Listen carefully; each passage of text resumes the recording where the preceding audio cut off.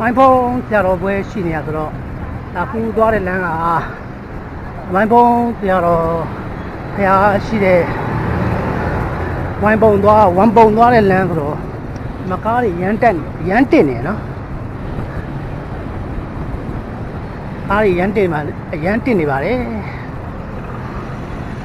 လေရင်ဝင်းသွားတဲ့လမ်းပေါ့နော်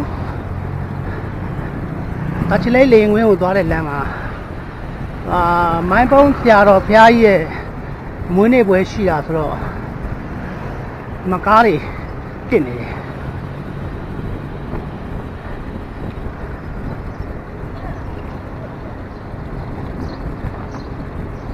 ဒီနေ့တော့ကျွန်တော်ရဲ့ဘိုက်ကာကိုဟင်းရဲ့တချလေးမြို့ထဲကိုစပိတ်သိဖြစ်ပါတယ်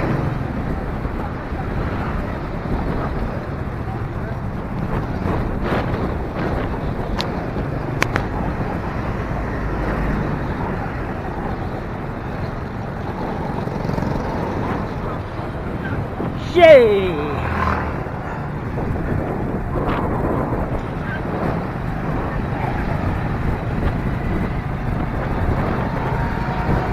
အခုကျွန်တော်ရိုက်နေတဲ့ကင်မရာကတော့အရှင်ကင်မရာခေါ်ပါတယ်ခင်ဗျကျွန်တော်ဘိုက်ကာတွေအတွက်ရကောယူဖို့